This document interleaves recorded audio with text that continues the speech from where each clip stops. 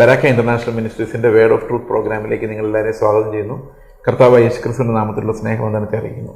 നമ്മൾ കഴിഞ്ഞ ആഴ്ച ചെയ്ത പോലെ ഈ ആഴ്ചയും സംശയങ്ങൾക്കുള്ള മറുപടിയായിട്ടാണ് ഈ ആഴ്ചയും അടുത്ത ആഴ്ചയും നമ്മൾ മാറ്റിവെച്ചിരിക്കുന്നത്. കാരണം പല ആളുകളും ചോദിക്കുന്ന, ക്രിസ്ത്യാനിറ്റിയെക്കുറിച്ച് ചോദിക്കുന്ന, രക്ഷയെക്കുറിച്ച് ചോദിക്കുന്ന, വിശുദ്ധ ജീവിതത്തെക്കുറിച്ച് ചോദിക്കുന്ന അനേകം സംശയങ്ങൾക്കൊരു മറുപടി എന്നുള്ള രീതിയിലാണ് ഇത് നമ്മൾ ചെയ്യുന്നത്. അപ്പോൾ ഇന്നും എൻ്റെ കൂടെ ബ്രദർ ജിജോ ഉണ്ട്. അദ്ദേഹം ചോദ്യങ്ങൾ ചോദിക്കുന്നതായിരിക്കും. പല ചോദ്യങ്ങളെ റെപ്രസെൻ്റ് ചെയ്തുള്ള ചോദ്യങ്ങൾ, പല ആളുകളെ റെപ്രസെൻ്റ് ചെയ്തുള്ള ചോദ്യങ്ങളാണ്. നമുക്ക് അതിൻ്റെ ഉത്തരങ്ങളിലേക്ക് കർത്താവിൻ്റെ ആത്മാവിൽ നമുക്ക് ധ്യാനാത്മകമായിട്ട് നമുക്ക് ശ്രദ്ധിക്കാം. ദൈവം നമ്മെ സഹായിക്കുമാറാകട്ടെ. രക്ഷയുടെ കാര്യത്തിൽ ഇന്ന് സഭാവിഭാഗങ്ങളുടെ ഇടയിൽ പല ആശയക്കുഴപ്പങ്ങളുമുണ്ട്. ചിലർ രക്ഷ നഷ്ടപ്പെട്ടു പോകും എന്ന് പഠിപ്പിക്കുന്നു. ചിലർ നമുക്ക് കിട്ടിയ രക്ഷ നഷ്ടപ്പെട്ടു പോകില്ല എന്ന് പഠിപ്പിക്കുന്നു. ചിലർ പറയുന്നു രക്ഷ നഷ്ടപ്പെടുത്തി കളഞ്ഞാൽ നഷ്ടപ്പെട്ടു പോകും എന്ന് പഠിപ്പിക്കുന്നു. അപ്പോൾ രക്ഷിക്കപ്പെട്ട് കഴിഞ്ഞാൽ ഈ ദൈവം നമുക്ക് തന്ന രക്ഷ നഷ്ടപ്പെടുമോ? പെടുമെങ്കിൽ എന്താണ് അതിൻ്റെ കാരണം? ഈ രക്ഷ നഷ്ടപ്പെട്ടു പോകില്ല, പോകാത്തത് എന്തുകൊണ്ടാണ്? എന്താണ് അതിൻ്റെ ദൈവവചനത്തിൽ എന്താണ് അതിനെക്കുറിച്ച് പറയുന്നത്? അറിഞ്ഞാൽ കൊള്ളാം. ഇത് എന്നോടും പലരും പലപ്പോഴും ചോദിച്ചിട്ടുള്ളൊരു ചോദ്യമാണ്. എനിക്ക് തോന്നുന്നു ക്രിസ്ത്യാനിറ്റിയുടെ ഇടയിൽ ഇപ്പോൾ ഇവാഞ്ചലിക്കൽ ക്രിസ്ത്യൻസിനുള്ള ഏറ്റവും വലിയൊരു ചോദ്യം കൂടിയാണ്, ഏറ്റവും കൺഫ്യൂസിങ് ആയിട്ടുള്ളൊരു വിഷയമാണിത്. രക്ഷ നഷ്ടപ്പെട്ടു പോകും. രക്ഷ നഷ്ടപ്പെട്ടു പോകുമെന്നോ പോകുന്നില്ല എന്നോ ഡയറക്റ്റായിട്ടുള്ള സ്റ്റേറ്റ്മെൻറ്റ് നമ്മൾ ബൈബിളിൽ കാണുന്നില്ല. അതിൻ്റെ കാരണം എന്താണെന്ന് വെച്ച് കഴിഞ്ഞാൽ, ഉപദേശപരമായിട്ടല്ല ബൈബിൾ, അതായത് തിയോളജിക്കലായിട്ടല്ല ബൈബിൾ പ്രശ്നങ്ങളെ പഠിക്കുന്നത്, വെളിപ്പാടിനെ ബേസ് ചെയ്തിട്ടാണ്. അപ്പോൾ ഇന്ന് നമ്മൾ നോക്കുമ്പോൾ കാൽവിനിസ്റ്റുകാർ പറയുന്നു രക്ഷ നഷ്ടപ്പെട്ടു പോകില്ല, അർമീനിയൻസ് പറയുന്നു രക്ഷ നഷ്ടപ്പെട്ടു പോകും, നമ്മൾ കളഞ്ഞാൽ പോകും. ഓക്കെ, അതേസമയത്ത് പെലേജിയൻസ് പറയുന്നു നമ്മൾ മര്യാദയ്ക്ക് ജീവിച്ചില്ലെങ്കിൽ പോകും. അപ്പോൾ ഇങ്ങനെ പല രീതിയിൽ രക്ഷയെക്കുറിച്ച് പഠിപ്പിക്കുന്നുണ്ട്. പക്ഷെ അതിൻ്റെ എല്ലാം തർക്കവിഷയം ഉണ്ടാകാനുള്ള കാരണം ഇതെല്ലാം തിയോളജൈസ് ചെയ്തുകൊണ്ടാണ്. അതായത് ഇത് ഈ ഈസമാണ്, ആ ഈസമാണ്. പക്ഷെ വേദപുസ്തകം രക്ഷയെക്കുറിച്ച് പറയുന്നത് ഒരു വാഗ്ദത്തമായിട്ടാണ്. കർത്താവ് പറയുന്നൊരു വാഗ്ദത്തമാണ്, എബ്രഹാമിന് കൊടുത്ത പോലൊരു വാഗ്ദത്തം. ഈ വാഗ്ദത്തം ദൈവം കൊടുത്തതുകൊണ്ട് അത് അഴിഞ്ഞു പോകുമെന്നല്ല, അത് അഴിഞ്ഞു പോകില്ല എന്നാണ് ഒരു വിശ്വാസി ചിന്തിക്കേണ്ടത്. അതാണ് അവൻ്റെ ഫെയ്ത്ത് എന്ന് പറയുന്നത്. അപ്പോൾ ഫെയ്ത്ത് എന്ന് പറയുന്നത് ദൈവം അവന് കൊടുത്ത വാഗ്ദത്തത്തിന്മേലാണ്. അപ്പോൾ ഈ വാഗ്ദത്തത്തിൻ്റെ അടിസ്ഥാനത്തിൽ ഒരാൾ വിശ്വസിക്കുമ്പം ഒരു മനുഷ്യൻ അവൻ്റെ പ്രത്യാശ മുറുകെ പിടിക്കണമെന്നും ആ പ്രത്യാശയാലാണ് അവൾ രക്ഷിക്കപ്പെടുന്നതെന്നും വേദപുസ്തകം പറയുന്നു. ആ പ്രത്യാശ നിങ്ങൾ ഒരിക്കലും നിരാശപ്പെടുത്തുകയില്ല എന്ന് പറയുന്നു. അപ്പോൾ ഒരു പുൽപ്പിറ്റിൽ നിന്ന് ഒരാൾ പ്രസംഗിക്കുമ്പം ഈ പ്രത്യാശയെ അബലപ്പെടുത്തുന്ന രീതിയിൽ ആകരുത്, പ്രത്യാശ വർദ്ധിക്കുന്ന രീതിയിലാകണം. അതായത് വീണ്ടും വീണ്ടും എബ്രഹാമിനെ പോലെ നമ്മൾ നിസ്സഹായരാണ്, ദൈവത്തിൻ്റെ വാഗ്ദത്തങ്ങൾ നിറവേറ്റാൻ നമുക്ക് തന്നെ കഴിവില്ല. അപ്പോൾ എന്നാലും നമ്മൾ വാഗ്ദത്തിൽ വിശ്വസിക്കുന്നു, എബ്രഹാം വിശ്വസിച്ച പോലെ വിശ്വസിക്കുന്നു, ഞങ്ങളപ്പുറത്തില്ല. കാരണം ഒരു വാഗ്ദത്തമാണ്. അപ്പോൾ അതിനെ അസ്ഥിരപ്പെടുത്തി കഴിഞ്ഞാലുള്ള പ്രോബ്ലം സ്വാഭാവികമായിട്ടും ദൈവത്തിൻ്റെ വാഗ്ദത്തിൽ നമ്മുടെ കണ്ണ് പറയുകയും നമ്മൾ നമ്മളിലേക്ക് നോക്കാൻ തുടങ്ങുകയും ചെയ്യും. അപ്പോൾ ഞാൻ വളരെ അസ്ഥിരനായിട്ട് മാറും. കാരണം വാഗ്ദത്തത്തിൽ എൻ്റെ കണ്ണ് പറിച്ചു കളഞ്ഞ് തിയോളജിയാണ് അത് ചെയ്യുന്നത്.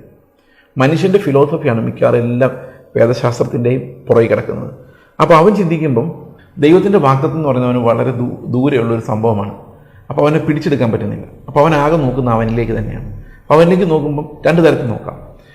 ഒന്നുകിൽ ഞാനെല്ലാം ഒരുമാതിരിയൊക്കെ ഡീസൻ്റായിട്ട് ഒരാളാണ്, സ്വർഗത്തിൽ പോകും എന്ന ധൈര്യത്തോടെ നോക്കാം അവനവനിലേക്ക് നോക്കുമ്പോൾ. അതല്ലെങ്കിൽ ഞാൻ രക്ഷപ്പെടില്ല, എൻ്റെ കാര്യം ശരിയല്ല എന്ന് കുറ്റബോധത്തോടെ നോക്കാം. അപ്പോൾ ചിലർ വളരെ നിരാശരും വേറെ ചിലർ അമിത ആത്മവിശ്വാസമുള്ളവരായിട്ട് കാണപ്പെടുന്നതിൻ്റെ കാരണം ഈ രക്ഷയുടെ വാഗ്ദത്വത്തിന് പകരം അവരവരിലേക്ക് നോക്കുന്നു എന്നുള്ളതാണ്. അപ്പം എന്നെ സംബന്ധിച്ച് ഞാൻ വിശ്വസിക്കുന്നത് കർത്താവ് ഇരിക്കുന്ന വാഗ്ദത്വം ഞാൻ എന്നെ നോക്കിയിട്ടല്ല, കർത്താവിൻ്റെ കൃപയെ അടിസ്ഥാനപ്പെടുത്തിയുള്ളതായതുകൊണ്ട് ആ വാഗ്ദത്വത്തിൽ ഞാൻ ഉറച്ചു നിൽക്കുമെന്നും ആ പ്രത്യാശയുടെ സ്വീകാരം ഞാൻ മരിക്കുന്നവരെയും അത് യെസ് എന്ന് തന്നെയാണ് എൻ്റെ ഉള്ളം പറയേണ്ടത് എന്നുമാണ് ഞാൻ വിചാരിക്കുന്നത്. അപ്പോൾ അതിനകത്ത് രക്ഷ നഷ്ടപ്പെട്ടു പോകുമോ ഇല്ലയോ എന്നുള്ളതിനേക്കാളും ദൈവം തന്ന വാഗ്ദത്തത്തിൽ വിശ്വസിക്കാൻ എബ്രഹാം അവനിലേക്ക് നോക്കി എന്തെങ്കിലും നന്മ കണ്ടിരുന്നോ, അതോ വാഗ്ദത്തത്തിലേക്ക് മാത്രമാണോ നോക്കിയത്? അപ്പോൾ നിങ്ങളും ഇന്ന് സ്വർഗത്തിലേക്കുള്ള വാഗ്ദത്തം ദൈവം നിങ്ങൾക്ക് തരുന്നു എന്ന് പറയുമ്പോൾ അത് കാൽവിനിസമാണോ അർമീനിസമാണോ എന്നല്ല ചിന്തിക്കേണ്ടത് കർത്താവ് തന്ന വാഗ്ദത്തത്തിലേക്ക് എബ്രഹാം നോക്കിയതുപോലെ സ്വന്തം പ്രയത്നത്തിലേക്കോ സ്വന്തം എലമെൻസിലേക്കോ നോക്കാതെ അത് വാഗ്ദത്തത്തിലേക്ക് മാത്രം നോക്കുമ്പോൾ നിങ്ങൾക്ക് എന്താണ് തോന്നുന്നത്? ദൈവം അവൻ്റെ വാഗ്ദത്തം നിറവേറ്റുന്നതിൽ വിശ്വസ്തനാണ്, അവൻ വാക്ക് പറഞ്ഞാൽ മാറാത്തവനാണ്. ഇന്ന് പലപ്പോഴും പെന്തക്കോസ്റ്റ് ചർച്ചസിലാണെങ്കിൽ ആൾക്കാർ പറയാറുണ്ട്, നിങ്ങൾക്ക് ദൈവം വാഗ്ദത്തം തന്നിട്ടുണ്ടെങ്കിൽ നിവർത്തിക്കും ബ്രദറെ. ആ വാഗ്ദത്തങ്ങളെല്ലാം ഈ ലോകത്തെ സംബന്ധിക്കുന്നതാണ്. അതെല്ലാം ഒരു ഭയങ്കര വിശ്വാസമാണ്. എന്നാൽ രക്ഷാകരമായ വാഗ്ദത്തത്തിൽ ഇന്ന് ആളുകൾ വിശ്വസിക്കുന്നില്ല. അതിന് പകരം അവർ സ്വന്തം ചിന്തകൾ, സ്വന്തം പ്രവൃത്തികൾ അവരുടെ രക്ഷ നിർണ്ണയിക്കുന്നു എന്ന അവസ്ഥയിലേക്ക് വരുന്നു. അപ്പോൾ എനിക്ക് നിങ്ങളോട് പറയാനുള്ളത്, നിങ്ങൾ കാൽവിനിസ്റ്റോ അർമീനിയനോ ആകരുത്. നിങ്ങൾ ദൈവത്തിൻ്റെ വാഗ്ദത്തങ്ങളിൽ വിശ്വസിക്കണം. ദൈവം നിങ്ങൾക്ക് എന്ത് വാഗ്ദത്തമാണ് രക്ഷകരെ സമയത്ത് തന്നത്? എഫെസ്യ ലേഖനം 1:17 പറയുന്നു, നമ്മെ അവൻ വിളിച്ചപ്പോൾ ഏക പ്രത്യാശയ്ക്കായി വിളിച്ചതുപോലെ. ആ ഒരൊറ്റ പ്രത്യാശയിലേക്ക് നമ്മളെ വിളിച്ചേക്കുന്നത്. അതുപോലെ എഫെസ്യർ 4:4. ഓക്കെ, അതുപോലെ അനേക സ്ഥലങ്ങളിൽ അത് കാണുന്നുണ്ട്. പ്രത്യാശയുടെ സ്വീകാരം മുറുകെ പിടിക്കുക എന്നുള്ള ദൈവം നമ്മെ വിളിച്ച വിളിയാലുള്ള ആശ എന്ന് പറയുന്നുണ്ട്. ആ വിളിക്കകത്ത് തന്നെ ഒരാശയുണ്ട്. ആശ കൈവിടപ്പെട്ടു പോകരുത് എന്ന് പറഞ്ഞു കഴിഞ്ഞാൽ അർത്ഥം എപ്പോഴും പ്രത്യാശ വർദ്ധിക്കുമാറ് നമ്മൾ ചിന്തിച്ചുകൊണ്ടിരിക്കണം. നാളെ ഇത് പോകുമല്ലോ ചിന്തിക്കുമ്പോൾ നമ്മുടെ ആശ അസ്ഥിരപ്പെടുകയാണ് ചെയ്യുന്നത്. അത് തന്നെയുമല്ല, ദൈവത്തിൻ്റെ കൃപ എന്നുള്ളതിന് പകരം അത് മനുഷ്യൻ്റെ പ്രവൃത്തികൾ അല്ലെങ്കിൽ മനുഷ്യൻ്റെ ഒരു മെറിറ്റായിട്ട് ഈ സ്വർഗരാജ്യ പ്രവേശനത്തെ മാറ്റാൻ തെറ്റായ ഉപദേശങ്ങൾക്ക് സാധിക്കും. ഈ കാൽവിനിസത്തിനും അർമീനിയനിസത്തിനും എല്ലാ ഇസങ്ങൾക്കുള്ള ഒരു പ്രോബ്ലം, അവർ ജനങ്ങളെ ഫിലോസഫിക്കലായിട്ട് പലതരത്തിൽ ചിന്തിപ്പിക്കുകയാണ്. ജീവനിലേക്ക് നടത്തത്തില്ല. ജീവനിലേക്ക് നടക്കണമെങ്കിൽ വെളിപ്പാടായിട്ട് വരണം. വെളിപ്പാടായിട്ട് വരുമ്പോൾ നമ്മൾ ചിന്തിക്കുമ്പോൾ എന്താണ്? കർത്താവ് ഞാൻ അവൻ്റെ കൂടെ സ്വർഗത്തിലിരിക്കും. അതെൻ്റെ ഉള്ളിൽ നിന്ന് ആത്മാവ് എനിക്ക് തരുന്നൊരു കൺഫർമേഷനാണ്, ആത്മാവിൻ്റെ അച്ചാരമാണ്, വാഗ്ദത്തമാണ്.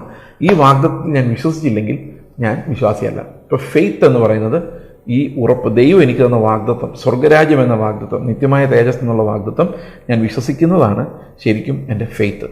അത് ഞാൻ അവിശ്വസിക്കുന്നുണ്ട്, അല്ലെങ്കിൽ അത് ഞാൻ കാരണമെന്നാണ് ചിന്തിക്കുന്നതെങ്കിൽ നമ്മൾ ദൈവത്തിൻ്റെ വാഗ്ദത്തങ്ങളിൽ വിശ്വസിക്കുന്നില്ല. പുതിയ നിയമത്തിലെ വാഗ്ദത്തങ്ങൾ അൺകണ്ടീഷണലാണ്. പുതിയ നിയമത്തിലെ വാഗ്ദത്തങ്ങൾ മനുഷ്യരെ നോക്കിയിട്ടുള്ളതല്ല. അതുകൊണ്ടാണ് എബ്രഹാം നമുക്ക് പിതാവായിട്ടുണ്ടെന്ന് പറയുന്നത്. അതായത് എബ്രഹാമിൻ്റെ സന്തതികൾ, ആത്മീയ സന്തതികൾ നമ്മൾ പറയാനുള്ള കാരണവും എബ്രഹാമിന് കൊടുത്ത വാഗ്ദത്വം അൺകണ്ടീഷണലായിരുന്നു. നീ ഇന്നതൊക്കെ ചെയ്താൽ നിന്റെ സന്തതി ഞാൻ വർദ്ധിപ്പിച്ചു തരാമെന്ന് എബ്രഹാമിനോട് പറഞ്ഞില്ല. ഒന്നുമില്ല, നീ വെളിയിലോട്ട് ഇറങ്ങി വാ, ആകാശത്തിലെ നക്ഷത്രങ്ങളെ നോക്ക്, ഇതുപോലെ നിന്റെ സന്തതി ഞാൻ വർദ്ധിപ്പിക്കും എന്ന് പറയുമ്പോൾ എബ്രഹാമിനോട് ഒരു കണ്ടീഷനും ഇല്ലാതെയാണ്. അതുപോലെ തന്നെയുള്ള ഫെയ്ത്താണ് നമ്മുടേതെന്നും നമുക്ക് റോമാലേഖനം 4-ാം അധ്യായം വായിക്കുമ്പോൾ മനസ്സിലാക്കാം. അപ്പം അൺകണ്ടീഷണലായിട്ട് ദൈവത്തിൻ്റെ വാഗ്ദത്വത്തെ വിശ്വസിക്കാൻ വിളിക്കപ്പെട്ട എല്ലാവർക്കും ബാധ്യതയുണ്ട്. അങ്ങനെ നിങ്ങൾ വിശ്വസിക്കുമെങ്കിൽ നിങ്ങൾ ഇളകാതെ ഉറച്ചു നിൽക്കുന്നവരായിരിക്കും. ഇളകാതെ ഉറച്ചു നിന്ന് അന്ത്യം വരെയും നമ്മൾ പോരാടി ക്രിസ്തുവിൻ്റെ തേജസ് പ്രാപിക്കാൻ നമുക്കിടയാകും. When you are approaching things theologically, ഇത് കോൺഫ്ലിക്റ്റിന് മാത്രം വഴി, അതായത് അങ്ങോട്ടും ഇങ്ങോട്ടും വഴക്കുണ്ടാക്കാനല്ലാതെ പ്രയോജനമില്ല. അപ്പം രക്ഷ നഷ്ടപ്പെട്ടു പോകുന്നു വെച്ച് കഴിഞ്ഞാൽ അതിൻ്റെ ഉത്തരം ഒരു വിശ്വാസിയെ സംബന്ധിച്ച് അവൻ്റെ ഹോപ്പ് ഈ രക്ഷ എന്നേക്കും നിത്യമായിരിക്കും എന്നുള്ളതാണ്. ആ ഹോപ്പ് അവനെ ഡിസപ്പോയിൻ്റ് ചെയ്യാൻ പാടില്ല എന്നുള്ളതാണ് വിശ്വസിക്കുന്നത്. ഓക്കെ, അപ്പം ഈ വാഗ്ദത്തത്തിലാണല്ലോ ഒരു വ്യക്തി വിശ്വസിക്കേണ്ടത്, അതിലാണല്ലോ നമ്മൾ ഉറപ്പിക്കേണ്ടത്. പക്ഷെ സഭകളിൽ മിക്കവാറും ഇങ്ങനെ ആൾ ചിന്തിക്കാം, നിങ്ങൾക്ക് എന്തെങ്കിലും വാഗ്ദത്തം കിട്ടിയിട്ടുണ്ടോ? എനിക്കൊരു വാഗ്ദത്തം ഉണ്ട് ബ്രദറെ. മിക്കവാറും ഈ വാഗ്ദത്തം ഡിസംബർ 31-ാം തീയതി രാത്രിയിൽ വാഗ്ദത്തം കിട്ടാറുണ്ട്. ഈ വർഷത്തെ വാഗ്ദത്തം നിവർത്തി. ചിലരിങ്ങനെ ചെറിയ കാർഡ്സിൽ ഈ വർഷത്തെ വാഗ്ദത്തമാണ്. അപ്പോൾ അങ്ങനെ ഈ ഒരു ഞാൻ പലപ്പോഴും ഇതിൻ്റെ ആ വാഗ്ദത്തം സ്പെസിഫിക്കായിട്ട് എല്ലാവർക്കും കിട്ടുന്നില്ല, ചിലർക്ക് മാത്രം കിട്ടുന്നു. അപ്പോൾ പുതിയ നിയമത്തിലെ വാഗ്ദത്തം എന്ന് പറയുന്നത് ഇങ്ങനെ ഏതെങ്കിലും വാക്യങ്ങളെ ബേസ് ചെയ്ത് മാത്രമുള്ള വാഗ്ദത്വമാണോ? പുതിയ നിയമത്തിൽ എല്ലാ വിശ്വാസികൾക്കുമുള്ള വാഗ്ദത്വം ഒന്ന് തന്നെയാണ്. ഏത് വാക്യം എടുത്താലും ആ വാഗ്ദത്തം മാറുന്നില്ല. എനിക്കൊരു വാക്യം കിട്ടിയില്ലെങ്കിലും ഈ വാഗ്ദത്തത്തിന് മാറ്റമില്ല. വാഗ്ദത്തം ഇത്രയേ ഉള്ളൂ, ക്രിസ്തുവിൻ്റെ തേജസ്സുള്ളവരായി നിങ്ങൾ സ്വർഗത്തിൽ കർത്താവിൻ്റെ കൂടെ ഇരിക്കും. ഈ ഒരു വാഗ്ദത്തം മാത്രമാണ് പുതിയ നിയമത്തിലുള്ളത്. അത് ക്രിസ്തുവിൻ്റെ എല്ലാ ധനവും നമുക്ക് തന്നിരിക്കുന്നു. ക്രിസ്തു തന്നെയാണ് നമ്മുടെ വാഗ്ദത്തം. ഇന്ന് സഭ നേരിടുന്ന ഏറ്റവും വലിയ പ്രശ്നം എന്ന് പറയുന്നത് എല്ലാ ആത്മീക അഭ്യാസങ്ങളും രീതികളും നിഷ്ഠകളും പൊതുകൃപയെ ആസ്പദമാക്കിയുള്ളതാണെന്നുള്ളതാണ്. ദൈവത്തിൻ്റെ രക്ഷാകരമായ കൃപയെക്കുറിച്ച് ഒരു ബോധ്യമില്ലാതെ ഈ ലോകത്തിലെ അനുദിന ജീവിത സന്ധാരണത്തിന് വേണ്ടി ഉള്ള ഫെയ്ത്തിലേക്ക് ഇതെല്ലാം മാറിയതുകൊണ്ട് ശുശ്രൂഷകളും അത് തന്നെയാണ് ആൾക്കാർ ശ്രമിക്കുന്നത്. ഇപ്പം പ്രവാചകം എന്ന് പറഞ്ഞാലും പ്രവാചകം പറയുന്നതും നിങ്ങളുടെ ജീവിത പ്രശ്നങ്ങളാണ്, ദൈവരാജ്യത്തെക്കുറിച്ചല്ല പറയുന്നത്. അപ്പോൾ അതുകൊണ്ടുണ്ടാകുന്ന ഒരു കൺഫ്യൂഷനാണ് ഇതെന്നാണ് ഞാൻ ചിന്തിക്കുന്നത്. ഈ ഇതിനോട് ബന്ധപ്പെട്ടൊരു ചോദ്യം ചോദിക്കാനുള്ളത് എന്താണെന്ന് വെച്ചിട്ടുണ്ടെങ്കിൽ, 1 തീത്തോസ് 2:14 പ്രകാരം പറയുന്നത് നിങ്ങൾക്ക് രക്ഷാകരമായ ദൈവകൃപ ഉദിച്ചുവല്ലോ. എന്താണ് ഈ രക്ഷാകരമായ ദൈവകൃപ എന്നുകൊണ്ട് ഉദ്ദേശിക്കുന്നത്? തീത്തോസിൻ്റെ ലേഖനത്തിൽ നിന്ന് നമുക്ക് ആ ഭാഗം ഒന്ന് വായിക്കാം. തീത്തോസിൻ്റെ ലേഖനം 2-ാം അധ്യായം 14 എത്ര വായിക്കാം? 2:14. 2:14. നമുക്ക് വാക്യം ഒന്ന് വായിക്കാം. ഈ രക്ഷ എന്ന് പറയുന്നത് എന്ത് രക്ഷയാണ്, അത് ആർക്കൊക്കെയാണ് ഉദിച്ചിരിക്കുന്നത് നമുക്കൊന്ന് നോക്കാം. ഇത് ലോകത്തുള്ള എല്ലാവരും രക്ഷിക്കപ്പെടുമെന്ന് പറയാൻ വേണ്ടി ചില ആളുകൾ ഈ വാക്യം ഉപയോഗിക്കാറുണ്ട്. സകല മനുഷ്യർക്കും രക്ഷാകരമായ ദൈവകൃപ ഉദിച്ചുവല്ലോ. 2:11 നാം ഭാഗ്യകരമായ പ്രത്യാശയ്ക്കായിട്ടും മഹാദൈവവും നമ്മുടെ രക്ഷിതാവുമായ യേശുക്രിസ്തുവിന്റെ തേജസ്സിന്റെ പ്രതിഷ്ഠയ്ക്കായിട്ടും കാത്തുകൊണ്ട് ഭക്തികേടും പ്രപഞ്ചമോഹങ്ങളും വർജിച്ചിട്ട് ഈ ലോകത്തിൽ സുബോധത്തോടും നീതിയോടും ദൈവഭക്തിയോടും കൂടെ ജീവിച്ചു പോരേണ്ടതിന് അത് നമ്മെ ശിക്ഷിച്ചു വളർത്തുന്നു. അപ്പോൾ ഒരു മനുഷ്യനെ നീതിബോധത്തോടെ ജീവിക്കേണ്ടതിന്, വിശുദ്ധിയിൽ ജീവിക്കേണ്ടതിന് നമ്മളെ ശിക്ഷിച്ചു വളർത്തുന്ന ദൈവകൃപയെക്കുറിച്ചാണ് അവിടെ പറയുന്നത്, അല്ലേ? അപ്പോൾ ഈ ദൈവകൃപ സകല മനുഷ്യർക്ക് ഉദിച്ച ദൈവകൃപ എന്തിനുള്ളതാണ്?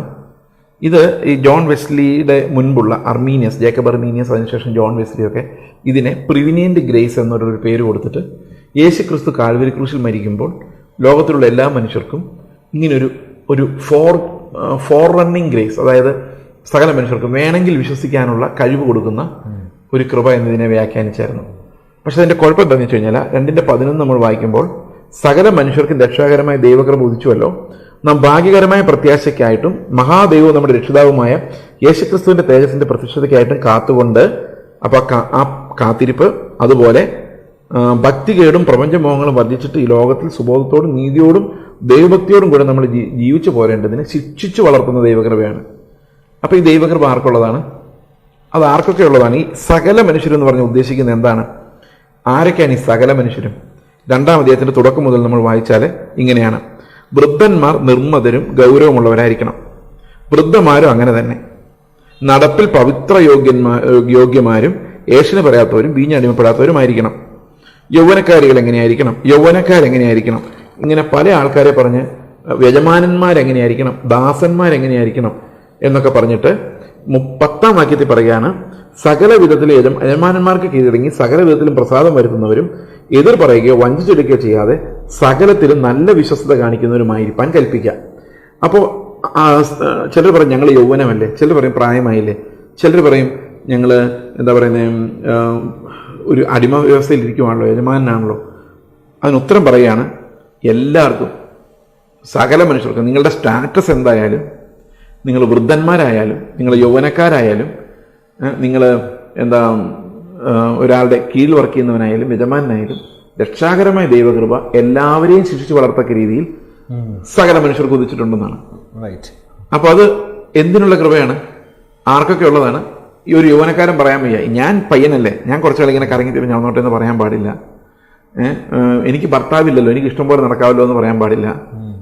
അപ്പൊ എല്ലാവർക്കും ഉള്ള ദൈവകൃപ, ശിക്ഷിച്ചു വളർത്തുന്ന ദൈവകൃപ, ഈ പ്രപഞ്ചമോഹങ്ങളെ വർദ്ധിച്ചിട്ട് കർത്താവിന്റെ വരവിന് വേണ്ടി കാത്തിരിക്കാനുള്ള ദൈവകൃപ ലിംഗവ്യത്യാസമില്ലാതെ അല്ലെങ്കിൽ പ്രായവ്യത്യാസമില്ലാതെ പൊസിഷൻ വ്യത്യാസമില്ലാതെ സകലർക്കും എന്ന അർത്ഥത്തിലല്ലേ അവിടെ ഉപയോഗിച്ചിരിക്കുന്നത്. അപ്പോൾ ഈ ഒരു ദൈവകൃപ എന്ന് പറയുന്നത് നമ്മളെ ക്രിസ്തുവിലേക്ക് ഫോക്കസ് ചെയ്യാനും പ്രപഞ്ചമോഹങ്ങളെ വർദ്ധിക്കാനും കാത്തിരിക്കാനും വേണ്ടി നമ്മളെ ശിക്ഷിച്ചു വളർത്തുന്ന ദൈവകൃപയാണ്. ഇതിനെയാണ് ഈ ജേക്കബ് അർമീനിയസ് പ്രിവിനിയന്റ് ഗ്രേസ് ആണ്, അത് രക്ഷയ്ക്ക് മുൻപുള്ള കൃപ എന്നുള്ള രീതിയിൽ വ്യാഖ്യാനിച്ചത്. രക്ഷയ്ക്ക് മുമ്പുള്ള കൃപയല്ല ഇത് രക്ഷയ്ക്ക് ശേഷമുള്ള കൃപയാണ്. അപ്പോൾ ആ കൃപയെക്കുറിച്ച് ഈവൻ ജോൺ വെസ്ലിയും ഇതേ കാര്യം, ജോൺ വെസ്ലിയാണ് ഈ പ്രിവിനന്റ് ഗ്രേസ് എന്നുള്ള ആ ഒരു ആശയത്തെ പ്രസിദ്ധമാക്കിയത്, വളരെയധികം പ്രചരിപ്പിച്ചത്. പക്ഷെ അതിന് ബൈബിളിൽ അതിനൊരു ഫൗണ്ടേഷൻ നമ്മൾ ഇത് വായിക്കുമ്പോൾ കാണുന്നില്ല. ഓക്കെ, അപ്പോൾ അതാണ് തിത്തോസിന്റെ ലേഖനത്തിൽ നമ്മൾ കാണുന്നത്. ഈ രക്ഷാകരമായ ദൈവകൃപയെക്കുറിച്ച് പറയുമ്പം നമ്മളിപ്പോൾ സ്വാഭാവികമായിട്ട് നമ്മൾ സഭയിൽ കാണാം, ഈ കൃപ പല രീതിയിൽ ദുർവ്യാഖ്യാനം ചെയ്യുന്നുണ്ട്. പലവിധമായിട്ടുള്ള ഭൗതിക നേട്ടത്തിന് വേണ്ടി ദുർവ്യാഖ്യാനം ചെയ്യാറുണ്ട്. അപ്പോൾ ഇവിടെ രക്ഷാകരമായ ദൈവകൃപ ഒന്ന് ഉദ്ദേശിക്കുമ്പോൾ അത് എങ്ങനെയാണ് അതിനെ നമ്മളൊന്ന് സെഗ്രിഗേറ്റ് ചെയ്യാൻ പറ്റുന്നത്? ഇവിടെ നമ്മൾ കണ്ടത് കർത്താവ് നമുക്ക് തരുന്ന രക്ഷയെ പൂർത്തിയാക്കുന്ന ദൈവകൃപ എന്നാണ്. അതായത് കർത്താവിന് വേണ്ടി കാത്തിരുന്ന് പ്രപഞ്ചമോഹങ്ങളെ വർദ്ധിച്ച് രക്ഷയ്ക്കുതകുന്ന ദൈവകൃപ, അത് വിശ്വാസികളെ എല്ലാവർക്കും ഉള്ളതാണ്. എന്നാൽ കോമൺ ഗ്രേസ് എന്ന് പറയുന്ന വേറൊരു ഗ്രേസ് ഉണ്ട്. അത് ഈ ലോകത്തിലെ നന്മകളാണ്.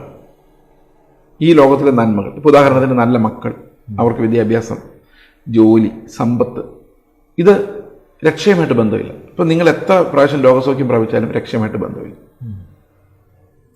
ഒരാൾ പറയാണ് ഞാൻ ആശുപത്രി പോകുന്നില്ല, പ്രാർത്ഥിച്ചാണ് വിശ്വാസത്താലാണ് രോഗസൗഖ്യമായത്.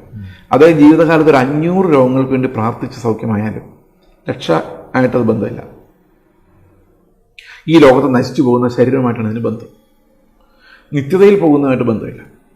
അപ്പം നിത്യതയിൽ പോകുന്നതുമായിട്ട് ബന്ധമില്ലാത്ത കൃപകളെ, രക്ഷയുമായി ബന്ധമില്ലാത്ത കൃപകളെ നമ്മൾ സാമാന്യ കൃപകൾ എന്നാണ് വിളിക്കുന്നത്. ഈ സാമാന്യ കൃപകളുടെ വിതരണം നമുക്ക് വേദപുസ്തകത്തിൽ പുതിയ നിയമത്തിൽ കാണാനേ സാധിക്കത്തില്ല. അത് ശരിക്കും സഭയുടെ പണിയല്ല. ഒരാൾ സാമാന്യ കൃപ അനുഭവിക്കാൻ വേണ്ടി വിശ്വാസിയാകേണ്ട കാര്യമില്ല. ബിസിനസ് രക്ഷപ്പെടാൻ വേണ്ടി വിശ്വാസിയാകേണ്ട കാര്യമില്ല. ഓക്കെ, രോഗം മാറാൻ വേണ്ടി വിശ്വാസിയാകേണ്ട കാര്യമില്ല. ഈ സാമാന്യ കൃപ അനുഭവിക്കാൻ ചുമ്മാ വീട്ടിൽ ഇരുന്നാൽ മതി. കാരണം പ്രാർത്ഥിക്കാത്തവർക്കും നിരീശ്വരവാദികൾക്കും എല്ലാ മതങ്ങളിൽപ്പെട്ടവർക്കും ക്രിസ്തുവിനെ തള്ളിപ്പറയുന്നവർക്കും വരെ കിട്ടുന്നതാണ് സാമാന്യ കൃപ. അവരും കുടുംബമായി സമാധാനമായി ജീവിക്കുന്നു, ആരോഗ്യത്തോടെ ജീവിക്കുന്നു, നല്ല മാർക്ക് വാങ്ങിക്കുന്നു, ജോലി വാങ്ങിക്കുന്നു, സമ്പത്ത് കൈകാര്യം ചെയ്യുന്നു. ഓക്കെ, അതിന് ക്രിസ്തുവിൻ്റെ ആവശ്യമില്ല. അപ്പം യേശുക്രിസ്തു കാൽവരി ക്രൂശിൽ മരിച്ചില്ല എങ്കിലും, ക്രിസ്തുവിൽ നമ്മൾ വിശ്വസിച്ചില്ലെങ്കിലും നമുക്ക് കിട്ടാവുന്ന, പരിശ്രമിച്ചാൽ കിട്ടാവുന്ന, അല്ലെങ്കിൽ ഭാഗ്യമുണ്ടെങ്കിൽ കിട്ടാവുന്ന കൃപകളെയാണ് നമ്മൾ സാമാന്യ കൃപ എന്ന് പറയുന്നത്. അപ്പോൾ അതിനകത്ത് പെടുന്നതാണ് കർത്താവ് പറഞ്ഞൊരു കാര്യമുണ്ട്, സകല ദുഷ്ടന്മാരുടെ മേലും നീതിമാന്മാരുടെ മേലും കർത്താവ് മഴയെ പെയ്യുകയും സൂര്യനെ ഉദിപ്പിക്കുകയും ചെയ്യുമെന്ന് പറയുന്ന പോലെ കാലാവസ്ഥ, നല്ല കാലാവസ്ഥ, ഇതെല്ലാം കോമൺ ഗ്രേസിൻ്റെ ഭാഗമാണ്. സൂര്യൻ ഉദിക്കുന്ന കോമൺ ഗ്രേസ് ആണ്. അത് വിശ്വാസിക്ക് മാത്രമായിട്ട് ഉദിക്കുന്നില്ല. ഓക്കെ, രക്ഷയുമായിട്ട് അതിന് ബന്ധമില്ല. നിങ്ങൾ ഏത് അനുഗ്രഹത്തെക്കുറിച്ച് ഇപ്പോൾ പലപ്പോഴും നമ്മൾ സഭയിലൊക്കെ പലതരം സാക്ഷ്യങ്ങൾ കേൾക്കുന്നുണ്ട്. മിക്കതും രക്ഷയുമായിട്ട് ബന്ധമില്ലാത്ത വിഷയങ്ങളിൽ ദൈവം കൊടുത്ത വിടുതലിനെ കുറിച്ചാണ് പറയുന്നത്. ഇന്ന് കൃപാവരങ്ങളുടെ ശുശ്രൂഷകൾ സഭയിൽ നിന്നു പോകാനൊരു കാരണം, ഇന്ന് വളരെ നിന്നുപോയി തന്നെയാണ് ഞാൻ വിശ്വസിക്കുന്നത്. നിന്നു പോകാനുള്ള ഒരു പ്രധാനപ്പെട്ട കാരണവും ഈ കൃപാവരങ്ങളുള്ളവരും അത് ഉപയോഗിക്കുന്നത് കല്ലുകളെ അപ്പമാക്കി മാറ്റുന്ന സാമാന്യ കൃപയ്ക്ക് വേണ്ടിയാണ്. ഉദരപൂരണം, ഓക്കെ, വീട് നിർമ്മാണം, അനുഗ്രഹം, ഇങ്ങനെയുള്ള കാര്യങ്ങൾക്ക് വേണ്ടി ദുർവിനിയോഗം ചെയ്യാൻ. ഇതിനാണ് കോമൺ ഗ്രേസ് എന്ന് പറയുന്നത്. കോമൺ ഗ്രേസ് ഭയങ്കര ആദായ മാർഗമാണ്. അതായത് നിങ്ങൾക്കൊരു 1000 രൂപ കിട്ടിയാൽ നിങ്ങൾക്ക് വേണ്ടി പ്രാർത്ഥിച്ച ആൾക്ക് നിങ്ങൾ 100 രൂപ കൊടുക്കും. ഇത് രണ്ടുപേർക്കും ആദായമാണ്. ഓക്കെ, നിങ്ങൾക്ക് ലോട്ടറി അടിച്ചെന്ന് വിചാരിച്ചോ, ലോട്ടറി അടിക്കുമ്പോൾ ഒരു 10 കോടി കിട്ടിയെന്ന് വിചാരിച്ചോ, അത് ഭയങ്കര ആദായമല്ലേ? Common grace ആദായമാണ്. അതിൽ 1 കോടി രൂപ ഇത് പ്രവചിച്ച ആൾക്ക് കൊടുത്താലോ അയാൾക്കും ആദായമാണ്. ഓക്കെ, അപ്പോൾ നമ്മുടെ ഒരു മിനിസ്ട്രി, ചർച്ച് ആദായമായിട്ട് പോകണമെങ്കിൽ ഈ കോമൺ ഗ്രേസുകൾ വിറ്റാലേ പറ്റുള്ളൂ. നമ്മൾ സ്പെഷ്യൽ ഗ്രേസ് കൊടുത്തു തുടങ്ങിക്കഴിഞ്ഞാൽ, സഭയിൽ കൊടുത്തു രക്ഷാകരമായ ദൈവകൃപ കൊടുത്തു കഴിഞ്ഞാൽ സഭ ദരിദ്രമായി പോകും. അതായത് ഇപ്പം ഒരാൾ 10 ഏക്കർ സ്ഥലമുള്ള ആൾ, അല്ലെ 1 ലക്ഷം രൂപ ശമ്പളം മേടിക്കുന്ന ഒരാൾ, ഈ സാമാന്യ കൃപയ്ക്ക് അപ്പുറത്ത് രക്ഷാകരമായ ദൈവകൃപ അനുഭവിക്കുമ്പോൾ പുള്ളിക്ക് തോന്നുന്നു ഇതിന് വലിയ കാര്യമില്ല എന്ന് പറഞ്ഞ് ജോലി രാജിവെച്ച് കഴിഞ്ഞാൽ സഭയ്ക്ക് ഭയങ്കര നഷ്ടമാണ്. അപ്പോൾ രക്ഷാകരമായ ദൈവകൃപ നമ്മൾ പ്രസംഗിക്കുമ്പോൾ ഇല്ലാത്തത് കൊണ്ട് ആൾക്കാർ തൃപ്തരായി തുടങ്ങിയാൽ, ഓക്കെ, എനിക്കിത് മതി എന്ന് ആളുകൾ വിചാരിച്ചു തുടങ്ങിക്കഴിഞ്ഞാൽ സഭയ്ക്ക് ഗ്രോത്ത് ഉണ്ടാവില്ല.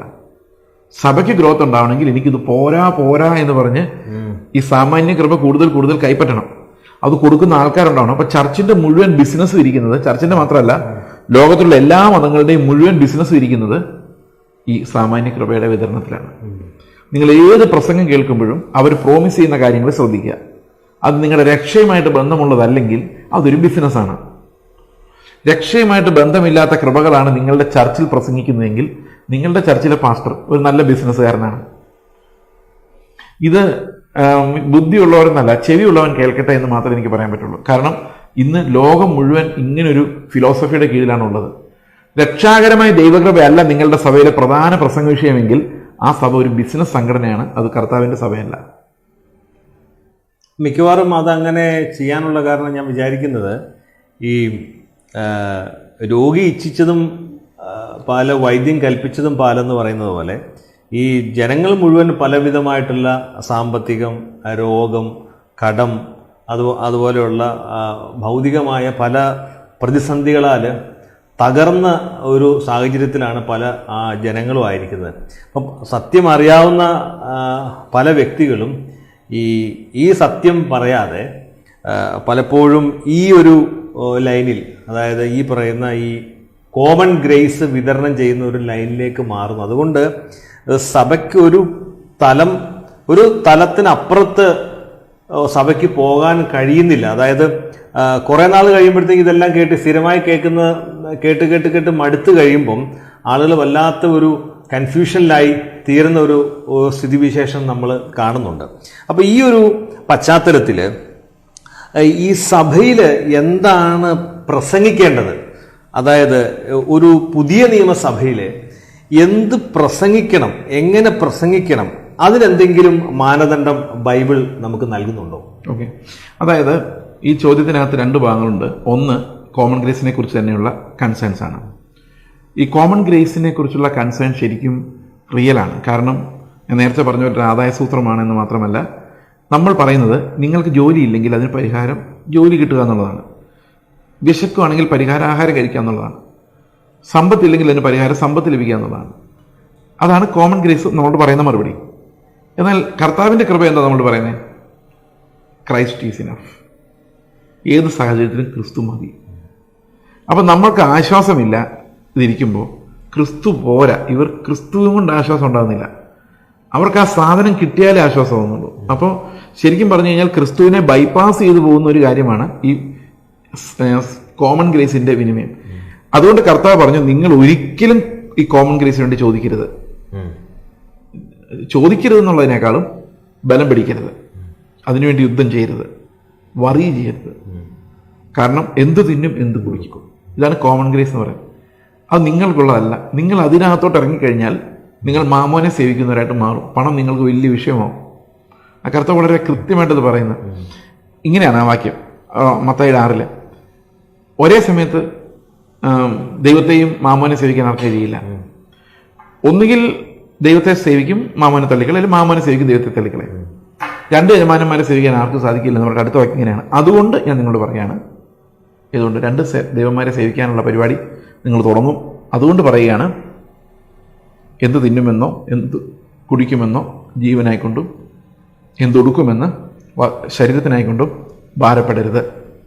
ഭാരപ്പെട്ടാൽ സാമാന്യകൃപ ഇല്ലല്ലോ, മറ്റുള്ളവർക്ക് കിട്ടിയ സാമാന്യകൃപ എനിക്ക് കിട്ടിയില്ലല്ലോ, നിങ്ങൾ ഭാരപ്പെട്ടാൽ നിങ്ങൾ മാമോനെ സേവിക്കുന്നവരാകും. ദൈവത്തെ നിങ്ങളൊരു ടൂളായിട്ട് ഉപയോഗിക്കും. എന്തിനു വേണ്ടി? ഈ മാമോൻ്റെ അടുത്തേക്ക് ചെല്ലാൻ വേണ്ടി. അതാണ് ഈ സാമാന്യകൃപകൾ സഭ വിതരണം ചെയ്താലുള്ള അപകടം. പിന്നെ നമ്മൾ കാണുന്ന അപകടം എന്ന് പറയുന്നത് ഈ സാമാന്യകൃപകളുടെ വിതരണത്തിലേക്ക് സഭ തിരിഞ്ഞതുകൊണ്ട് സംഭവിക്കുന്നതാണ്. അപ്പോൾ ഏത് പ്രസംഗം എടുത്താലും ഒറ്റ വിഷയമാണ്. ഇന്ന് പെന്തക്കോസ് ചർച്ചുകളിൽ എവിടെ മിക്കാറും, പെന്തക്കോസ് അല്ല മിക്കാറും എല്ലാ ചർച്ചുകളിലും ഈ ആളുകൾ പലതരം വിഷമം കൊണ്ട് വന്ന് അവർക്ക് ക്രിസ്തുവിനെ കൊണ്ടൊരു ആശ്വാസം അവർക്ക് ലഭിക്കുമെന്ന് ഈ സഭയുടെ ഫ്രണ്ടിൽ നിൽക്കുന്നവർക്ക് തോന്നുന്നില്ല. ഓക്കെ, അതുകൊണ്ട് അവരെന്ത് പറയുന്നു? കർത്താവ് നിങ്ങളുടെ ജീവിതത്തിലുണ്ടെങ്കിൽ നിങ്ങൾക്ക് ഏത് പ്രതിസന്ധി അതിജീവിക്കാൻ ബ്രദർ എന്ന് പറയുന്നതിന് പകരം ഇവർ ആ പ്രതിസന്ധിക്ക് മറുപടി ആയി സാമാന്യ അനുഗ്രഹങ്ങളെ തന്നെ വെക്കുന്നു. ഓക്കെ, അപ്പോൾ സാമാന്യ അനുഗ്രഹങ്ങൾക്ക് വേണ്ടി അവർ പ്രാർത്ഥിക്കുകയും അവരതിനു വേണ്ടി പ്രസംഗിക്കുകയും എത്ര പ്രസംഗം കഴിഞ്ഞാലും ഒരു 10-20 വർഷം കഴിഞ്ഞാലും ഈ കിട്ടും നിങ്ങളുടെ വിഷയങ്ങളുടെ മേൽ ഇറങ്ങി വരുന്ന ദൈവം ഇത് മാത്രമായി വിഷയം മാറി. നമ്മുടെ സബ്ജക്റ്റ് അത് മാത്രമേ ഉള്ളൂ. കഴിഞ്ഞ വർഷം കേരളത്തിലുള്ള ഒരു പെന്തക്കോസ്റ്റ് ചർച്ചിൽ 21 ദിവസം ഉപവാസ പ്രവർത്തനം നടക്കുകയായിരുന്നു. അപ്പോൾ ഇവരെന്തൊക്കെ പറയുന്നതെന്ന് അറിയാൻ വേണ്ടി ഞാൻ ഇവരുടെ യൂട്യൂബ് ചാനൽ ഒരു 21 ദിവസത്തേക്ക് സബ്സ്ക്രൈബ് ചെയ്തു. അപ്പോൾ കൃത്യമായിട്ട് ഈ മെസ്സേജ് കൃത്യമായിട്ട് യൂട്യൂബിൽ വരും. അപ്പോൾ ആദ്യത്തെ ദിവസം മെസ്സേജ് ഇങ്ങനെയാണ്, ഇന്ന് വിടുതലാണ്. അപ്പോൾ ഞാൻ ഓർത്ത് നോക്കി, ഇന്ന് എല്ലാവർക്കും വിടുതലാണ്, എല്ലാവരും കൈയടിച്ച് വിടുതൽ വാങ്ങിച്ചു. പിറ്റേ ദിവസം വന്നപ്പോൾ വേറൊരു പാസ്റ്റർ അതുപോലെ തന്നെ വന്ന് പറഞ്ഞു, ഇന്നാണ് വിടുതൽ. അപ്പോൾ ഇന്നലെ വിടുതൽ കിട്ടിയോ? 21 ദിവസവും അത് തന്നെയാണ് അവർ പറയുന്നത്, ഇന്ന് വിടുതലിൻ്റെ ദിവസമാണ്. ഇതൊരിക്കലും നടക്കുന്നില്ല. ഇന്ന് പ്രസംഗ വിഷയം ഇതൊരെണ്ണം മാത്രമായിട്ട് മാറിയിരിക്കുക. അതായത് ഈ ഒരു വിഷയം മാത്രമേ സംസാരിക്കുന്നുള്ളൂ. എന്നാൽ എന്താണ് ശരിക്കും സംസാരിക്കേണ്ടത്? എന്താണ് ഒരു സഭയുടെ വിഷയം? ഒരു സഭ വിഷയം ഏത് വിഷയത്തെക്കുറിച്ചാണ് പഠിപ്പിക്കേണ്ടത്, പ്രസംഗിക്കേണ്ടത്? അത് നമ്മൾ അപ്പോസ്തല പ്രവൃത്തികൾ 2-ാം അധ്യായത്തിലേക്ക് നമ്മൾ വരുമ്പോൾ അവിടെ 38-ാം വാക്യം മുതൽ ഒരു വിശ്വാസി ചെയ്യേണ്ട ചില കാര്യങ്ങൾ, അതായത് മാനസാന്തരത്തിലേക്ക് വരുന്ന ഒരാൾ ചെയ്യേണ്ട കാര്യങ്ങൾ അവിടെ ഔട്ട്ലൈൻ ചെയ്ത് പറഞ്ഞിട്ടുണ്ട്. അത് നമുക്ക് നോക്കാം. 2-ാം അധ്യായത്തിൻ്റെ 38 മുതലുള്ള വാക്യങ്ങൾ അതിങ്ങനെയാണ്. ഞാൻ വായിക്കാം. പത്രോസ് അവരോട്, നിങ്ങൾ മാനസാന്തരപ്പെട്ട് നിങ്ങളുടെ പാപങ്ങളുടെ മോചനത്തിനായി ഓരോരുത്തരും യേശുക്രിസ്തുവിന്റെ നാമത്തിൽ സ്നാനമേൽപ്പിൻ, എന്നാൽ പരിശുദ്ധാത്മാവെന്ന ദാനം ലഭിക്കും. എന്നിട്ട് 42-ാമത്തെ വാക്യത്തിൽ പറയുകയാണ്, അവർ അപ്പോസ്തലന്മാരുടെ ഉപദേശം കേട്ടും കൂട്ടായ്മ ആചരിച്ചും അപ്പം നുറുക്കിയും പ്രാർത്ഥന കഴിച്ചും പോന്നു. അപ്പോൾ ആദ്യത്തെ കാര്യങ്ങളെല്ലാം സ്നാനപ്പെടുന്നു, മാനസാന്തരപ്പെടുന്നു, അതൊക്കെ ഒരു സഭ രൂപപ്പെടുമ്പോഴാണ്. അപ്പം നിങ്ങളൊരു സഭയിലോട്ട് ചെന്ന് ചേരുമ്പോഴാണ് ഈ മാനസാന്തരപ്പെടുന്നു, സ്നാനപ്പെടുന്നതൊക്കെ. എന്നാൽ അവിടെ ചെന്ന ശേഷം എന്താണ് ചെയ്യേണ്ടത്? അതാണ് 42-ാം വാക്യത്തിൽ നമ്മൾ കാണുന്നത്. അവർ അപ്പോസ്തലന്മാരുടെ ഉപദേശം കേട്ടും കൂട്ടായ്മ ആചരിച്ചും അപ്പം നുറുക്കിയും പ്രാർത്ഥന കഴിച്ചും പോന്നു. അപ്പോൾ അതിനകത്ത് ഒന്നാമത്തെ കാര്യം പറയും, ഒരു സഭയ്ക്കകത്ത് നടക്കേണ്ട ആദ്യത്തെ കാര്യം എന്ന് പറയുന്നത് അപ്പോസ്തലന്മാരുടെ ഉപദേശം കേൾക്കുക എന്നുള്ളതാണ്. ഈ അപ്പോസ്തലന്മാരുടെ ഉപദേശം എവിടെ കിട്ടും? അപ്പോൾ ആൾക്കാർ പലപ്പോഴും ചിന്തിക്കുന്ന ഞങ്ങളെ രക്ഷയിലോട്ട് കൊണ്ടുവന്ന പാസ്റ്ററുടെ ഉപദേശം കേൾക്കാവുന്നതാണ്. പക്ഷേ പാസ്റ്റർ ഇന്ന് സങ്കീർത്തനത്തിൽ നിന്ന് പ്രസംഗിച്ചാൽ നാളെ യെശയ്യാവിൽ നിന്ന് പ്രസംഗിക്കും, നാളെ കഴിഞ്ഞ് യോഹന്നാന്റെ സുവിശേഷമായിരിക്കും. ഇങ്ങനെ മാറി മാറി വരും. പക്ഷെ ശരിക്കും അവിടെ അപ്പോസ്തലന്മാരുടെ ഉപദേശം എന്ന് പറഞ്ഞാൽ എന്താണ്? അത് അപ്പോസ്തല പ്രവൃത്തികൾ എന്ന പുസ്തകത്തിന് ശേഷം ബൈബിൾ നോക്കുമ്പോൾ അവിടെ അപ്പോസ്തലന്മാരുടെ ഉപദേശങ്ങൾ കാണാം. റോമാലേഖനം മുതൽ യൂദായുടെ ലേഖനം വരെയുള്ള, അതിനുശേഷം വെളിപ്പാട് പുസ്തകം. ഇതാണ് അപ്പോസ്തലന്മാർ സഭയ്ക്ക് കൊടുത്ത ഉപദേശങ്ങൾ. ഈ ഉപദേശങ്ങളാണ് എല്ലാ സഭകളും അത്യാവശ്യമായിട്ടും അടിസ്ഥാനമായിട്ട് പഠിക്കേണ്ടത്. ഈ അപ്പോസ്തലിക ഉപദേശങ്ങൾ പഠിക്കുന്നില്ല, ഒരു സഭയിൽ പഠിക്കുന്നില്ലെങ്കിൽ ആ സഭ ഒരു ക്രിസ്തീയ സഭയല്ല. ക്രിസ്തു തലയായ സഭ എപ്പോഴും അപ്പോസ്തലന്മാരുടെയും പ്രവാചകന്മാരുടെയും അടിസ്ഥാനത്തിൽ മാത്രമേ പണിയപ്പെടുകയുള്ളൂ. ഒരു അപ്പോസ്റ്റലിക് ഫൗണ്ടേഷൻ ഇല്ലാത്ത സഭ, അതായത് റോമാലേഖനം മുതൽ യൂദായുടെ ലേഖനം വരെയുള്ള അപ്പോസ്തലിക ലേഖനങ്ങളിൽ അടിസ്ഥാനമില്ലാത്തൊരു സഭയെ സംബന്ധിച്ച് അതൊരു ക്രിസ്തീയ സഭയല്ല. ഓക്കെ, അപ്പോൾ ഒരു ക്രിസ്തീയ സഭ എന്ന് പറഞ്ഞു കഴിഞ്ഞാൽ ക്രിസ്തു പഠിപ്പിച്ച ഉപദേശങ്ങൾ എങ്ങനെ അനുസരണത്തിലേക്ക് വരണം, വിശ്വാസത്തിന് എങ്ങനെ അനുസരണം വരണമെന്ന് അപ്പോസ്തലന്മാരെ പരമേൽപ്പിച്ചിരിക്കുന്ന കാര്യങ്ങൾ അവർ പഠിപ്പിക്കുമ്പോഴാണ്. അപ്പോൾ അതാണ് നമ്മൾ സഭയിൽ സംസാരിക്കേണ്ട വിഷയം. ലേഖനങ്ങളിൽ നിന്ന് വേണം ഒരു സഭയ്ക്ക് ഒരു അടിസ്ഥാനം ഉണ്ടാകുവാൻ. ഈ ചോദ്യങ്ങൾക്ക് ശേഷം നമുക്ക് അടുത്ത ദിവസത്തേക്ക് ഇനി പുതിയ ചോദ്യങ്ങൾക്ക് വേണ്ടി കാത്തിരിക്കാം. കർത്താവിൻ്റെ രക്ഷ എങ്ങനെയാണ് നമ്മൾ വിശ്വാസത്തോടെ കയ്യേൽക്കേണ്ടതെന്നും വാഗ്ദത്തത്തിനായി കാത്തിരിക്കേണ്ടതെന്നും അതുപോലെ നമ്മൾ ജീവിക്കുമ്പോൾ എങ്ങനെയാണ് ദൈവത്തിൻ്റെ വചനത്തെ മനസ്സിലാക്കേണ്ടതെന്നുള്ള വിഷയങ്ങളാണ് ഇന്ന് നമ്മൾ സംസാരിച്ചത്. നിങ്ങളെ ദൈവം അനുഗ്രഹിക്കട്ടെ. നമുക്ക് നാളെ വീണ്ടും കാണാം. ദൈവത്തിന് സ്തോത്രം. ക്രൂശിലെ ദിവ്യസ്നേഹം ഓർക്കുമ്പോൾ എങ്ങനെ ഞാൻ മൗനമായിടും? എന്നാഥൻ എനിക്കായി സഹിച്ചതാ കഷ്ടതകളെങ്ങനെ മറന്നിടും? ക്രൂശിലെ ദിവ്യസ്നേഹം ഓർക്കുമ്പോൾ എങ്ങനെ ഞാൻ മൗനമായിടും? എന്നാഥൻ എനിക്കായി സഹിച്ചതാ കഷ്ടതകളെങ്ങനെ മറന്നിടും? വർണ്ണിക്കും ആ ദിവ്യ സ്നേഹത്തെ ആയുസ്സിൻ ദിനമൊക്കെയും, വർണ്ണിക്കും ആ ദിവ്യ സ്നേഹത്തെ ആയുസ്സിൻ ദിനമൊക്കെയും. ക്രൂശിലെ ദിവ്യ സ്നേഹം ഓർക്കുമ്പോൾ എങ്ങനെ ഞാൻ മൗനമായിടും? എന്നാഥൻ എനിക്കായി സഹിച്ചതാ കഷ്ടത